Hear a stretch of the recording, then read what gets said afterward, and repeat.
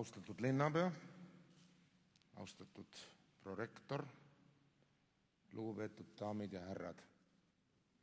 Palju õnne meile kõigile, kelle triipkood on olnud ja on see sinimustvalge lipp, trikoloor ja kõik need 125 aastat. Jah, eestlaste jaoks on sinimustvalge lipp kui triipkood, mis õigel hetkel aitab taastada kogu meie rahva vereringe, liites meid kokku sadade ja sadade kaupa.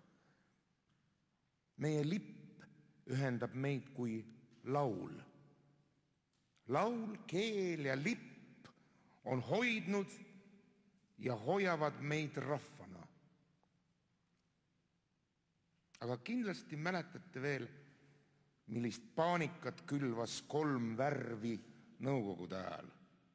Mustvalge õhtuülikond, sinine lips või juhuslikult trükipressi sattunud sinine värv. Selliste eksimuste eest võidi karistada. Heal juhul punasele vaibale kutsuda. Kas te oskate endale seda täna ette kujutada, et oli inimesi, kelle tööks oli luubiga otsida sinimust-valget värvikombinatsiooni, et siis sellest kuhugi ette kanda. Kui need meie 3 värvi suutsid tekitada sellist hirmu, siis on ilmselt tegemist mingi erilise väega, värvide väega, võimsa sümboliga. Mu triipkood on trikoloor, sinine on meloodia, must on rütm, valge on harmoonia. See on kui püha kolmainsus, sümfoonia. Meie lipp on nagu muusika, kurb ja rõõmus, hinge kriipiv ja meeli ülendav, nagu ookean, nagu meri oma tõusude ja mõõnadega, merelaine, alguse ja lõputa. Meie lipp on kui Johan Liivi luuletus. Ma taeva sina võtaks päikese särava, võtaks eha, võtaks koidu, sind köidaks sellega. Ja armastuse ma võtaks truuduse, austuse ka ja köidaks sellega ühte sind, kallis kodumaa.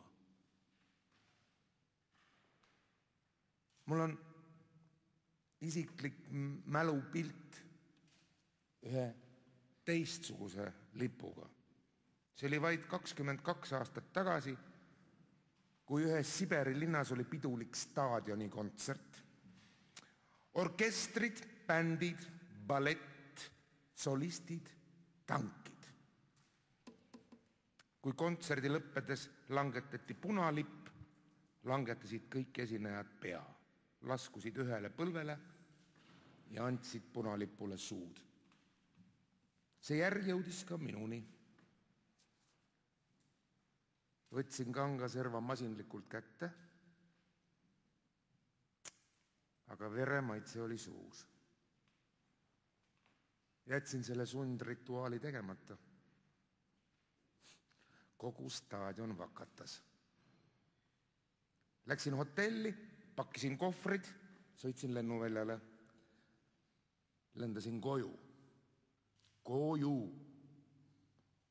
Aasta oli 1987, muinsuskaitsepäevad, Hirvepark, Vabaduse laulud. Ühel hetkel olid kõrvuti erivanuses erilised inimesed, kes enam ei kartnud, ei tanke, rusikaid ega punast vaipa. Ja siis lõi tuultes taas lehvima trikoloor, kogu meie rahva ühtsuse, kogu meie rahva ühtsuse sümbol. Sirge selja ja selge silmavaatega naisi ja mehi oli kõikjal. Me olime teinud otsuse. Saime uuesti vabaks lauldes sinimustvalgete lippude all ja see värvide vägi puudutas meist igat üht. Trikoloor andis jõudu uskuda vabadusse, Nüüd, täna, 22 aastat hiljem, on mul aga tunne, et oleme selle ühise seose unustanud. Et trikoloorist on just nagu saanud 3 erinevat lippu. Valge neile, kes on alla andnud, must lootusetutele ja sinine neile, kes pole lootust kaotanud. Kas tõesti on juhtunud, et ühtäkki pole lipp ja aated enam tähtsad, et meid on vallutanud mammonakultus ja võimuiha?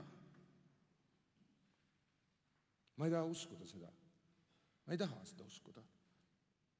Niisama nagu ma ei usu juhustesse ja juhuslikkusesse ühe inimese rajal, pole me ka rahvana juhuste vallas. Me oleme tugevad ja võimsad.